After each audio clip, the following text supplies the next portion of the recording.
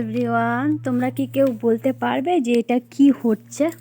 তো হয়তো যারা বলতে পারবে তারা কমেন্টে বলো, আর আমি বলছি তোমাদেরকে। আমাদের মধ্যে না যখন 7 পাক ঘোরা হয়, ঠিক আছে, তখন কি হয় যে দুদিকে ছাতনাতলার দুদিকে একদিকে বউ একদিকে বর দাঁড়াবে, আর একদিক থেকে ফার্স্ট কোণে চাল ছিটাবে, তারপর থেকে বর ছিটানোর পর দুজনে চাল ছিটাবে। চাল ছিটানোর পরে বরের জামাইবাবু আর কনের জামাইবাবু দুজনকে কোলে তুলবে, যে যার কোলে তুলে মণ্ডপে এরকম করে, মানে যে যা নাচবে, তো এরকম করে নাচবে। তো দেখো সবাই এরকম করে নাচছে, আর আওয়াজটা যেহেতু দেয়নি তাই দেখতে একটু কেমন লাগছে। আওয়াজটা দিলে না দেখতে একটু ভালোও লাগে, খুব এনজয়। আর যারা যারা থাকে তারাও আনন্দ করে।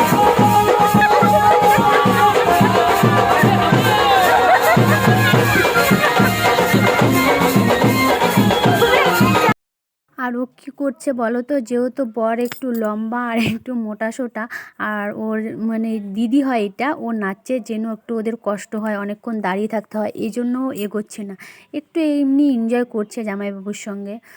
তো যাই হোক, তোমরা দেখো কেমন লাগে। আর কাদের ওইদিকে এই নিয়মটা হয় কমেন্টে কিন্তু তোমরা অবশ্যই জানাবে। এইটার সময় না খুব আনন্দ হয়। সবাই যেহেতু নাচছিল, মামিরা আমাকেও বলেছিল আমার মেয়ে কী করেছে, কোল থেকে আমার নামবেই না, আমাকে নাচতেই দিবে না, এই কারণে আমিও নাচতে পারিনি।